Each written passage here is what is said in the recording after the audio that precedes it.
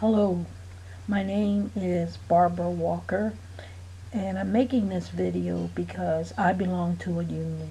The name of the union is the United Food and Commercial Workers Union Local 400.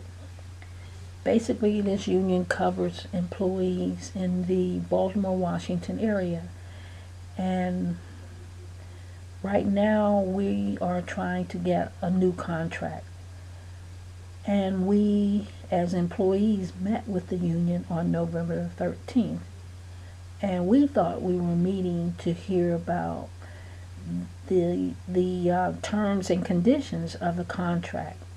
But instead, the union president just told us he couldn't tell us much information, and that management, which is Giant Foods, had offered them another proposal, and that he would get back to them. Now, what ended up happening is the workers, or the union membership, voted for a strike. Now, in my opinion, Giant Food is not a good company in terms of employees' rights and privileges. But at the same time, for the employees to vote for a strike, I don't know if it was the best thing, because we were never told by the United Food and Commercial Workers Union Local 400 what was offered in the contract. What did they specifically oppose in the contract? Now, one thing in the contract we know is an issue, and that is health benefits. But the issue with that is we still, as employees, need to know whether they want to continue full-time employees' health benefits. They want to continue part-time employees' health benefits. We're not sure.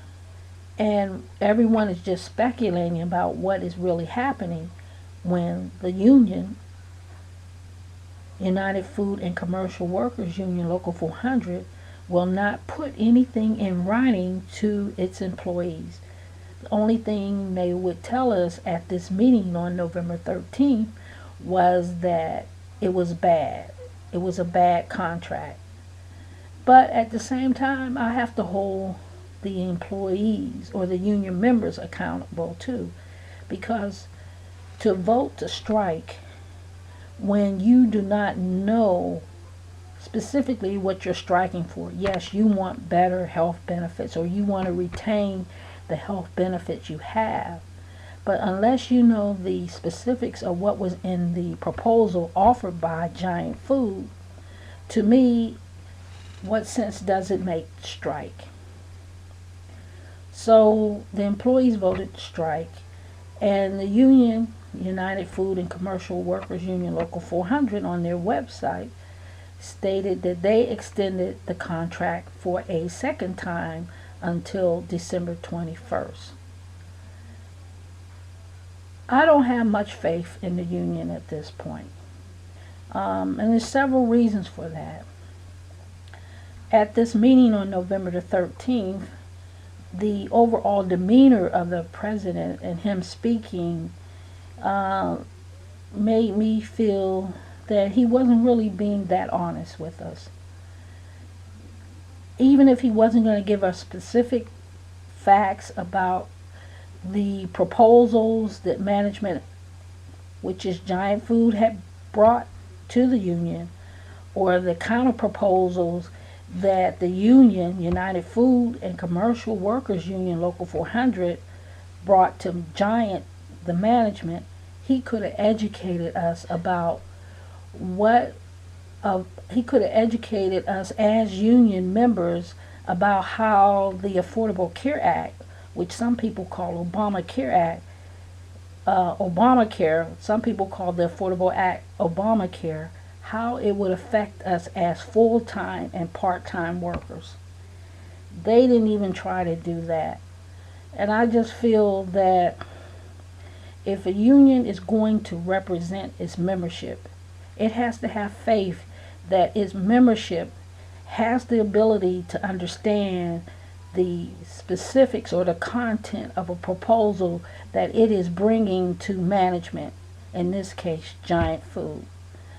And also, based on my past experience of having grievances and having to ask the union to help me with those grievances, they haven't been forthcoming. For instance, I filed a grievance against Giant Food back in July and August. And I did receive a letter from the United Food and Commercial Workers Union Local 400 that they were going to arrange a meeting. It is November. I have not heard from the union. And when I did see the union representative on November 13th, he told me he had trouble getting a meeting with a management person at Giant Food. Now this is roughly July, that's the 7th month, November, that's the 11th, this is the 11th month. We talking about 3.5 to 4 months that they could not even arrange a meeting for a first stage grievance level. And if you're having trouble doing the very basics for your members, then I think you're having trouble in the negotiation process. And why I'm making this video, I would like an investigative reporter to really look into